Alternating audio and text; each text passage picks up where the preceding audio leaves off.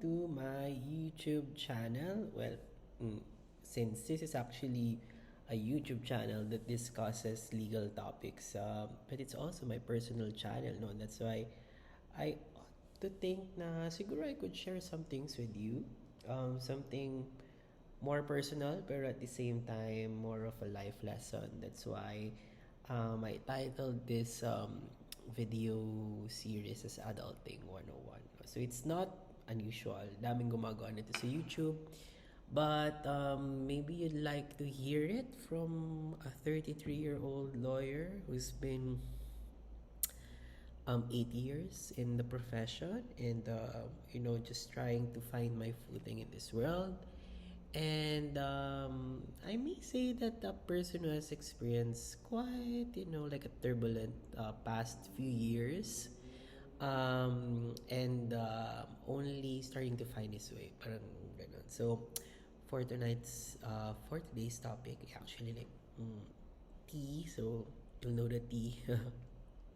So, anyway, yeah, topic is all about the pains of first love. Oh. So, sino na ba sa inyo yung na-in love? Or yung kung hindi pa kayo na-in love, sino yung parang umaasa or hoping that you would finally feel in love or yung inyong ma-experience nyo how to fall in love, okay? I never really know what it felt like until it happened. So, I wouldn't really say it was love at first sight, pero I did sense something, okay? And parang it's different with this person. The first time pa lang na na-meet ko siya, no? And then, the turn of events would slowly unravel na, this is different, okay? So, and then you get kind of lost in the moment and to the point na you parang you lose track of time, of day, and everything revolves around that person. It's kind of crazy, a crazy ride. When I look back, and I do feel like a lot of things in my life suffered because of it, no? Everything took a backseat, and that became everything. Okay, that became my life, and I sacrificed a lot, almost everything, for that feeling that I had, no? And this person was making me feel all sorts of emotions that I never felt before, and it was so good to um, feel it back with the little things and see that this person actually at that point parang actually feels the same way. But the funny thing is, it was a mystery, okay? There was never a point early on wherein that person said kung ano nararamdaman niya. And but I went with my gut that I knew it wasn't one way. Okay, so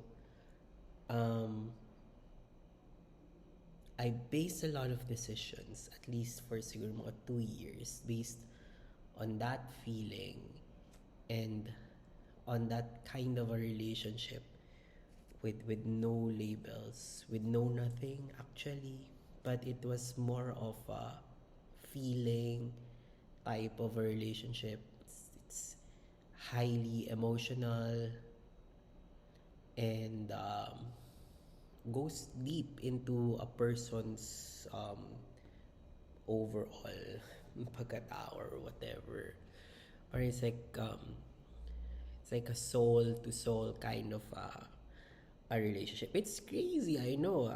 Now that I look back at it, I don't know if the things that I did were right, but I went with what I felt at the time was right.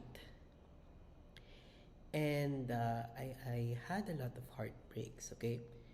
Because I think it was a relationship without any label at all. There wasn't any confession at all. There were near confessions. And later on, I would know that there were a lot of hints given to me. I just didn't pick them up. I think I was too scared to ask or to pick them up.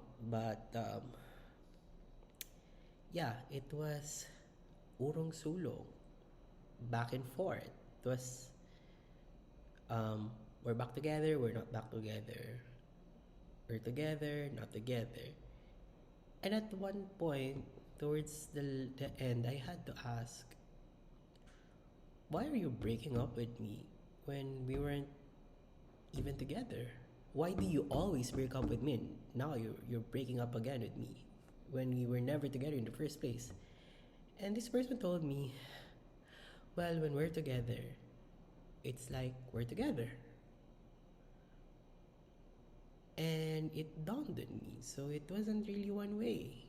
I always felt like it wasn't, but that's the confirmation. And then this person, huh, with a bottle of beer, finally had the courage to tell me that everything was true. What I think this person feels towards me was actually true. And that even though we weren't official, we were actually going there. This person just prevented it from happening because of a lot of side issues. But at the same time, this person told me that it had to end on that day, the day that this person confessed yung kanyang feelings. So it was kinda crazy because on that day I got the confirmation that I never knew I needed, but has answered a lot of things about my crazy years with that person. But at the same time, that was going to be the end of everything. Not because I want it, but because this person wants that. And I wasn't crying that time, even though this person was crying so much during that day. It was a crazy day. It was like almost a day conversing with this person. And I wasn't crying. And then I told this person, it's crazy that I am not crying because I cried a lot about you. And this person told me that you're not crying because you're actually happy. You are happy that you got the confirmation that you needed and that you finally heard my feelings towards you. So yeah, the person was actually correct. And that ended it. Truly ended it. But there were moments later on where I felt like we were kind of violating that agreement to end it, really end it. But things never really progressed. Now, but for that person, of course, I'm not a first love. I don't even know what I am to that person. But to me, that person was my first love. So everything that I experienced first time and also the heartbreak. First time and it was numerous heartbreak over and over and over and this went on for like 3 years siguro or worse, 4, I don't know. Tagal din. And frankly, if you ask me how I am now, I'm really okay. Sa totoo lang. The reason I'm just sharing this now is because I think that a lot of you would actually parang could relate or could learn a thing or two about the pains that first love inflict on people. Okay, I honestly think that yung pain, nawawala naman yun eh, okay? Pati hatred towards a person, ganun, ganun. But if you love the person, hindi naman na mawawala yun. I think that loving a person is like, parang ano yan eh, hindi naman yun pwedeng biglang mawawala, okay? But there are the certain things that you have to do in your life and certain decisions that you have to make, and this materially affects how you manifest that feeling, okay? And then I always think that we have an individual storage spaces in our hearts that para siyang ano, para siyang lock, a safety box na those feelings na you need to contain, you put it there. It's never gone, hindi mawawala, but you won't see it na. You won't feel it na. I think that's what I did. It was a very, very conscious decision. Siguro, I think back in as early as 20, the latter part of 2018, um, I actually sent the person a lengthy message that time that I wasn't okay with that kind of a situation or in public. The story was different, but in reality, we were actually talking again at the time. So that to me was like the point na I said, tama na, okay, and I need to do something for myself and um, restart and recover what I could. So I had to restart my life. I had to change everyone, the set of friends, the set of people I surround myself with. I had to change everything. Okay, and then I had to change my routine. I had to parang mga pelikula lang yan eh, di ba? Like parang si Bea Alonso, there's a one more chance. Parang, di ba, naghanap siya ng new work, new office mates, new things to do. It's important to do those things because you have to fill yourself, your mind, with things to do that will make you forget momentarily what you feel, okay? And I think yun yung journey ko the past 3 years na wala, I'm okay. I'm okay. If you ask me, I'm okay. I'm not in a relationship. I'm not seeing anyone. I'm not even talking to anyone. But it's more of kind of like a self-love thing and really self-improvement because I have a lot of goals in my life. And sometimes I feel like time isn't enough for those goals, and I'm racing against time.